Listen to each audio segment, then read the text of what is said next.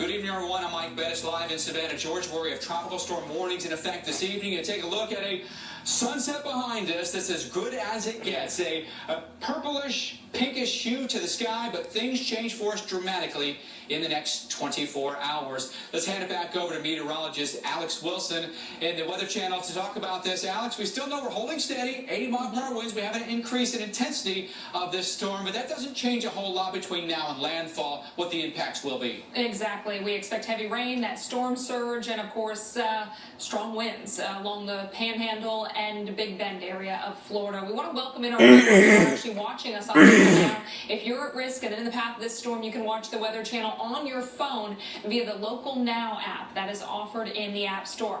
Let's get to the very latest, the what we know. Landfall expected in the Big Bend area late tonight, just a few hours from now. 562,000 people are under a hurricane warning. At least 75-mile-per-hour winds are expected with higher gusts through tonight, and 6,000 Florida National Guard troops are ready to mobilize, standing by with boats if needed to rescue people. Now, Florida, of course, bracing for the impacts from the first hurricane to make landfall in more than a decade. You just heard Mike say it. And in Apalachicola, not far from where we expect this storm to move onshore, is the Weather Channel's Dave Malkoff. And Dave, throughout the afternoon, we've just seen everything picking up. We've seen the rain falling harder, the winds blowing stronger. Yeah, we're getting the sloshing ocean here. You can see how it sloshes up. Boom, there it goes, right through the slats of this dock here.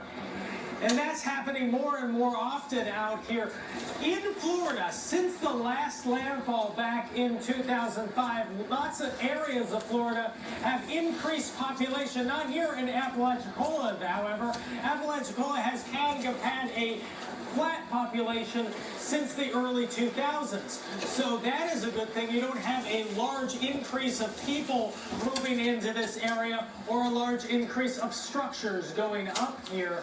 They have basically the same amount of people that they had back in 2005 when Hurricane Wilma made landfall in South Florida.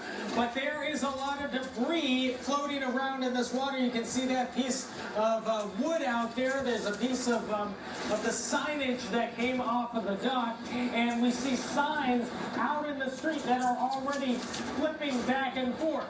That's very dangerous, especially for a hurricane that's making landfall in the dead of night.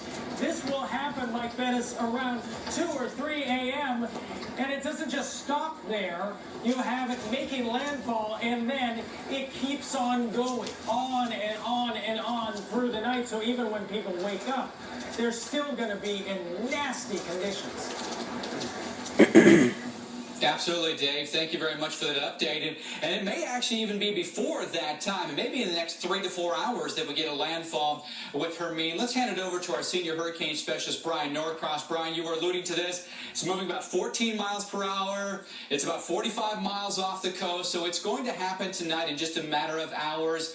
At this point, what's the worst we can expect along the Florida coast? Well, right along the Florida coast, Mike, it is going to be incredibly dangerous, life-threatening in some parts of that North Florida coast because the water is going to be over people's heads, so people are not going to survive that stayed right there at the water.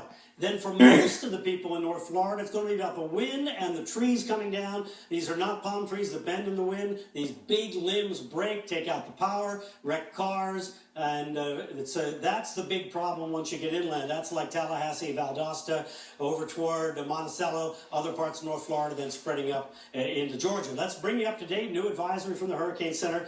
Just in, 80 miles an hour is still the estimate, even though the plane just found stronger winds aloft up where they fly. Still haven't found them at the surface, but it may be an indication that in these few hours we may still get a little above that before landfall, moving northeast at 14 and only 45 miles from Apalachicola right now. So here is the radar coming out of Tallahassee. And there you see it here. Let me switch over there. There you see the wide view, and this is right there, the so-called eye of the storm, and the worst weather is right in here, the strongest winds. Now, if the storm moves in this direction here, that strongest area of wind is going to move near Perry and over by Monticello to the east of Tallahassee. But still, in each one of these bands, as they come in, you're going to get stronger and stronger winds. There we go close up, and you see this strong band is just about to come ashore here. There's one kind of moderate band up near Tallahassee right now. So this one's going to be stronger, and then once the eye gets closer later on after midnight there, that's when it's really going to happen into the overnight. Here we can see this very, very strong band right here, and in those bands is where we might have some tornadoes. Dr. Forbes is here looking at that. Thanks, Brian. And indeed, there is a tornado warning now in the area around Steinhatchee. It's for Taylor County. One of these storms here that is out in the right front quadrant, moving toward shore at about 55 miles per hour there. And that is for Taylor County. The area between Gina and the Deckle Beach area has the possibility of a tornado coming in. The circulation right in there, right about ready to make landfall right now in terms of this rotating storm circulation. Green's going northwestbound, red's going southeastbound. And so we do have that possibility of a tornado that will come toward the Highway 361 area. Brand new scan came in. You can see maybe has tightened up a little bit there with the red and green. So a strong circulation there coming on shore. We do have other bands that are coming into the Cedar Key area that are inland along the I-75 area. Some of those could have the possibility of tornadoes as well. And we do have a tornado watch that's in effect for the central and eastern parts of the Florida Panhandle, northern parts of Florida. That goes until 11 p.m. And the additional possibility of storms overnight tonight. This right front quadrant is one that has circulations with winds coming in at the surface from the south and east, and higher aloft at about 5,000 feet. The winds are coming in now at about 90 miles per hour, so tremendous amounts of shear. The tornado threat is likely, unfortunately, to go up tonight. Stay with us. We'll be right back. She spent summer binge watching. Soon, she'll be binge